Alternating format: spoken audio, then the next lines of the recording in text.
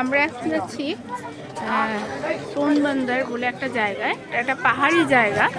এবার চলো ভেতরটা আমি দেখাই কিরকম।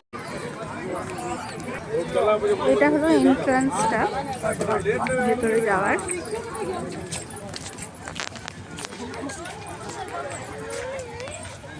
এখানে প্রচুর লোকজন দেখতে পাচ্ছি। এটা হলো রাজগিরে, আমরা রাজগিরে এসেছি। এখানে প্রচুর বৌদ্ধিস্ট আছে, অনেক বৌদ্ধিস্ট আছে এখানটায়।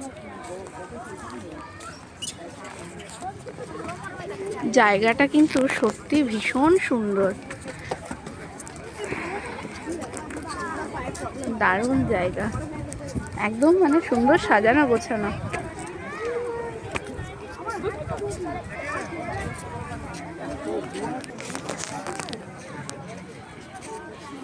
এই জায়গাটায় কিন্তু গুহাতে ঢোকার সময় কিন্তু এখানটাতে লাইন দিতে হয়, আর বেশ মোটামুটি একটা লাইন ছিল আমাদের সবারই। আর এখানে যেটা শোনা যায় যে এখানে ইংরেজরা নাকি সোনা নেওয়ার জন্য এখানে নাকি ব্লাস্ট করিয়েছিল কোনো এক সময়, যার জন্য এখানে একটু মানে ধ্বংসস্তূপ টাইপেরই হয়ে রয়েছে। দেখা যাক ভেতরটা কীরকম।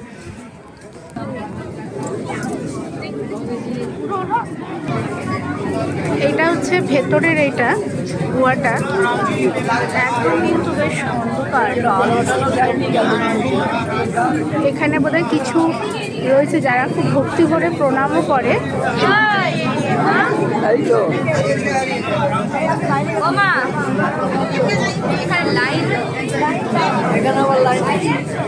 ভেতরটা একদম এরকম, মানে এখানে কিন্তু আমার ক্যামেরাতে পরিষ্কার মনে হচ্ছে যেন আলো রয়েছে যথেষ্ট, কিন্তু অ্যাকচুয়ালি কিন্তু ভেতরটা কিন্তু বেশ অন্ধকার, মানে ঘুটঘুটে অন্ধকার যেটা বলে আর কি, সেই রকমই। কিন্তু প্রচুর মানে আমার ক্যামেরাতে আলোতে বোঝা যাচ্ছে পরিষ্কার, ভেতরটা কিন্তু যথেষ্ট অন্ধকার। আর প্রচুর লোকজন, সবাই এখানে কিন্তু ওই এক লাইন দিয়েই কিন্তু যে মানে এন্ট্রি যেখান থেকে হয়েছে ওইভাবেই এক লাইন দিয়ে সবাই ঘুরে ঘুরে কিন্তু এক্সিট ওইভাবেই করছে। এবার আমরা এক্সিট করছি এখান থেকে। ভেতরটায় সেরকম বিশেষ কিছু দেখতে পেলাম না, আর বাইরেটা বেশ ভালো সুন্দর। এবার দেখা যাক। সবাই এখানটায় কিন্তু খুব এনজয় করছে। এখানে গেট ছিল, যে গেটটা ওইখানে গেলাম মন্দির করলে খুলবে, এরকম যেটা ছিল মানে কায়দা এখান থেকে ওখানে।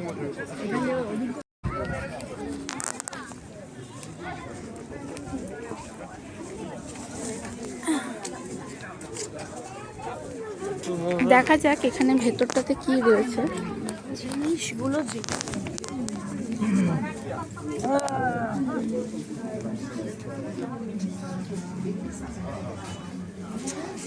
এখানে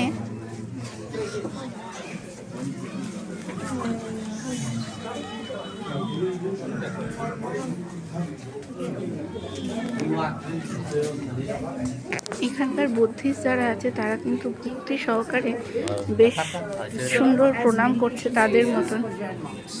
আর এখানে অনেক কিছু ছিল যেগুলো আর কি ভেঙে চুরে একদম নষ্ট হয়ে গেছে, তবে কিছু কিছু ধ্বংসাবশেষ রয়েছে।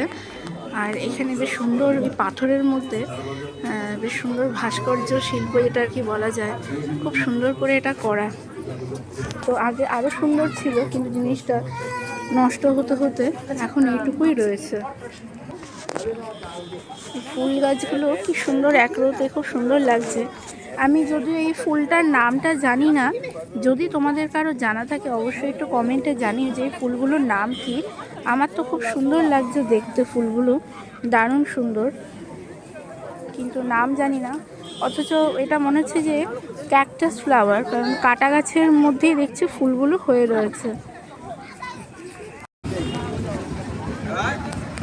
আমরা জায়গা থেকে বেরিয়ে চলে এসেছি। এবার আমরা এখানে সামনে একটা বেশ ছোট্ট মার্কেট টাইপের আছে, ওটাই একটু জাস্ট ঘুরে ঘুরে দেখবো যে এখানে কি পাওয়া যায়।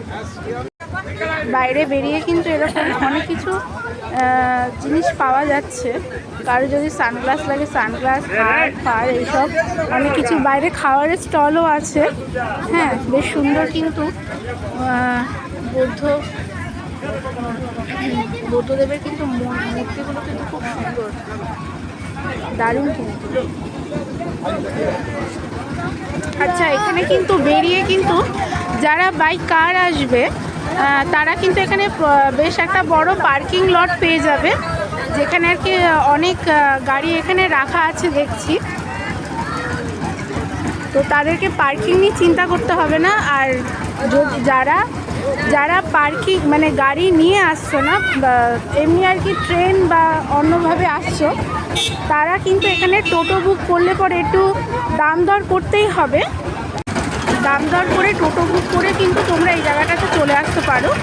আর ওনাদের সাথে বলে নিতে হবে যে তোমরা কি কি দেখতে চাও, বা কেউ যদি না জানে যে এখানে কী কী মানে দেখতে পাওয়া যায়, তারা এখানটাতে ওনাদের সাথে কথা বললে পরে ওনারা বলে দেবে যে এখানে কী কী ঘোরার স্পট আছে।